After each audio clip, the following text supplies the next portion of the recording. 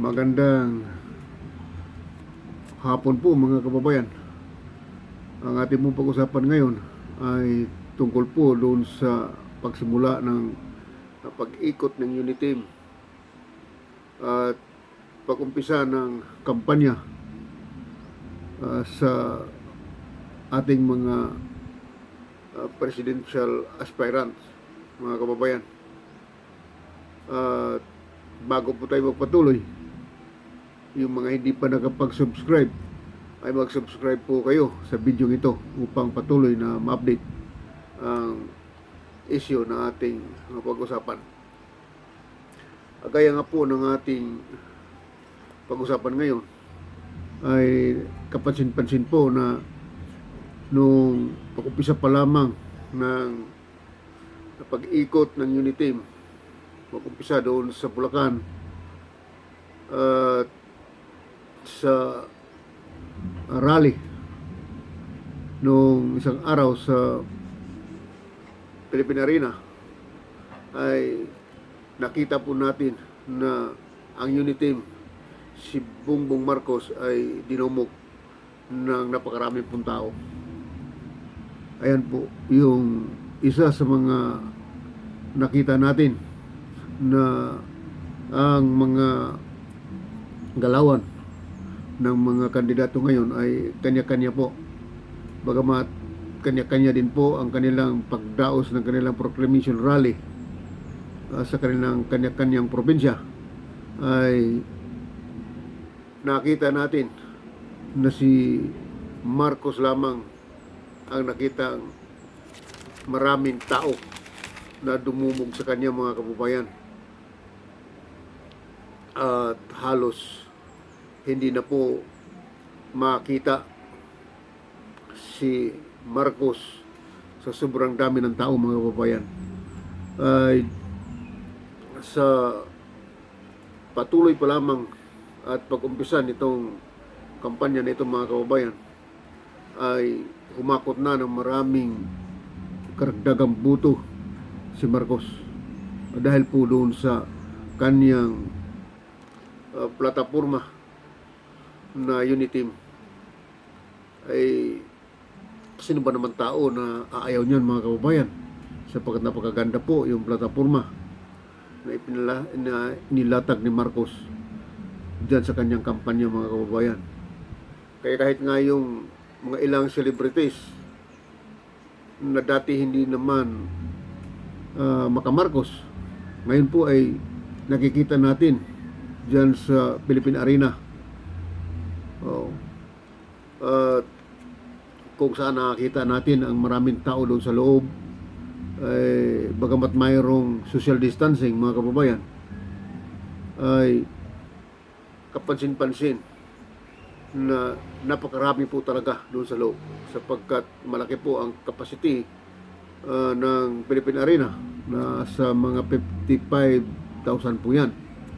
Pero nakita natin na punong-puno po at mayroon pang maraming tao doon sa labas na hindi nakapasok at nilagyan na lamang po doon ng malaking screen para makita nila yung nagaganap sa loob.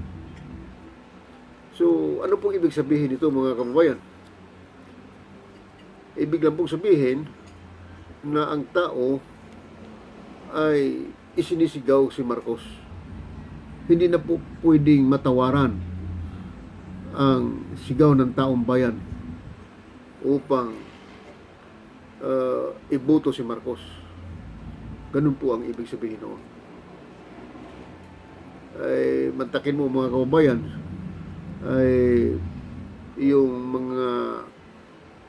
ating nakita doon na television host, mga kababayan, si Tony Gonzaga, ay hanggang ngayon ay pinagdiskitaan pa at naalis sa kanyang trabaho sapagkat pinagtulong-tulungan po.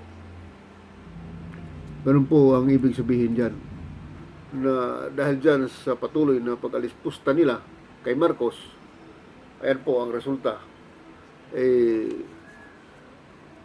Dumagdag pa ang suporta ng taong bayan kay Marcos. Yan po. So ano po sa palagay ninyo? Mag-komento po kayo dito sa ating comment section, mga kababayan. So tingnan natin, mga kababayan, yung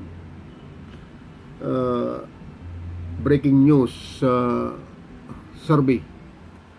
Ay kahit po sa probinsya ng Bicol, mga kababayan, ay natalo po doon si Leni sa sarili niyang bayan, mga kababayan, sa sarili ng probinsya.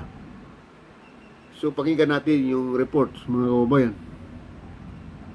2022 Presidential Survey, BBM patuloy ang pangunguna sa mga survey sa tulong ng mga kritiko. Nilamangan si Leni sa Bicol Region. Mananatiling solido ang suporta ng mga mamayang Pilipino kay Partido Federal ng Pilipinas, Standard Bearer Ferdinand Bongbong Marcos Jr. sa kabila ng sunod-sunod na negatibong kampanya laban sa kanya. Based sa pinakahuling survey ng Lilo Research, tila hindi umubra ang kabi-kabilang banat ng mga kalaban sa politika ni Marcos.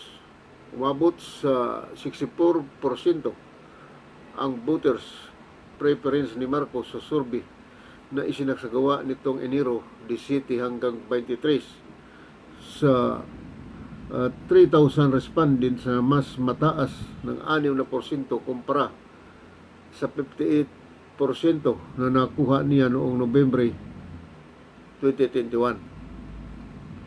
So, isinagawa ang survey habang kainitan ng isyu ukol sa petisyon para sa kansilahin ang Certificate of Candidacy, COC ni Marcos, sa Commission on Elections, COMELEC.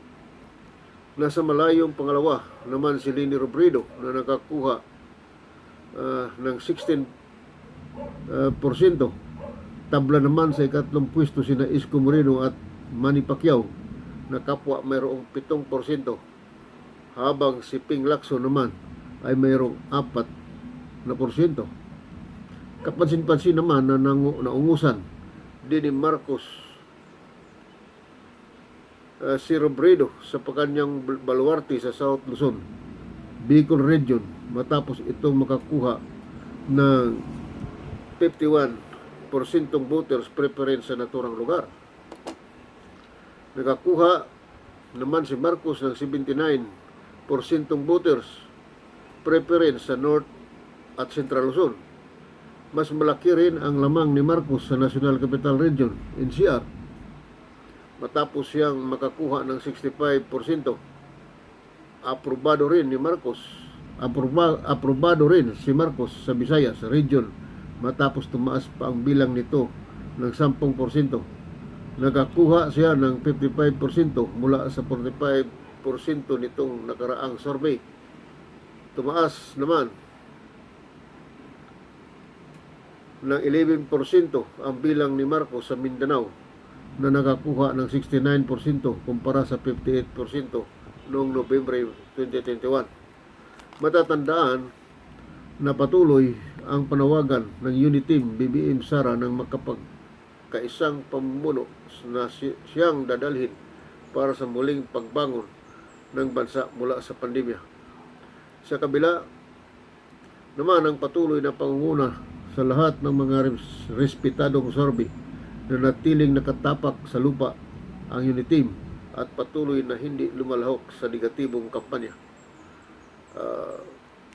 Giit ng Uniteam, nakatuon ang atensyon nito sa mga programa para sa paunlarin ang mga sektor sa agrikultura, healthcare, employment, digital infrastructure at energy para makabangon ang bansa sa pandemya. Ipagpatuloy din nila ang matagumpay na programa ng Duterte administration ng Build, Build, Build. So yun po yung breaking news, mga kababayan, na kahit po sa baluarte ni Nanay Leni, mga kababayan, sa Bicol, ay talo siya doon sa survey, mga kababayan. Alamang si Marcos doon sa survey. Ano pong ibig sabihin yan, mga kababayan? Sapagkat dahil po nga sa sobra na ang pag-atake ng mga kritiko kay Marcos at kay Lini. Si Lini ay sobrang tumira ng personal kay Marcos. Mga kababayan, po yung dahilan dyan kung bakit si Lini kahit sa sarili niyang probinsya ay natatalo siya. At mismong gobernador dyan sa Camarines Norte na si Edgardo Talyado, mga kababayan, ay tumalo na dito sa kampo ni BBM at sinimuporta na sa unity, mga kababayan. Ibig lamang sabihin, mga kababayan, na hindi nagustuhan ng taong bayan yung patuloy na pamimersonal ni Robredo at iba pa niyang mga katunggali sa politika tungkol sa atake nila kay Marcos. Hindi na po uso ngayon yan, mga kababayan. Ang hinahanap ngayon ng taong bayan ay yung tamang standing sa plataforma, kung ano nga po ba yung magagawa mo kung ikaw ay makaupo sa pagkapangulo. Yun po yung hinahanap ng tao. Hindi na uso yung batuhan ng putik. Ayaw ng tao yan, mga kababayan. Matalino na po ang tao ngayon. So, una dyan, na nakita ko sa aking sariling obserbasyon lang, mga kababayan, yung mga nakapaligid yan ni Robredo, habang mahaba pa yung panahon ng kampanya, pwede pa nila i-reform yan. Yan po, isa po sa nakakasira kay Robredo, yan po yung mga nakapaligid sa kanya. Banat ng banat kay Marcos. Ay ayaw ng tao ng ganyang sistema ng kumpanya. Akala nila sa kampo ni Lini ay mapapaganyabangan nila, makakuha sila ng boto at tataas pa yung ratings nila. Hindi po, kabaliktaran po ang nangyari dyan. Kaya dapat yung mga nakapaligid sa iyo dyan, kung sino man yung administrador dyan sa kumpanya mo, ay pagsabi-sabihan nyo na Nanay Lini, kasi wala po may tulong yan. At wala pong, sa aking nakikita, wala pong kapakinabangan ang inyong kampanya kung ganyan ang inyong mga asta doon sa inyong mga kritiko. Kaya nga dito, tumaas ang survey nito sa sarili mong probinsya sa Bicol, ay lamang si Marcos sa iyo. Ay dahil nga dyan, nagsitalunan na yung mga leader politika dyan sa Bicol province, mga kababayan.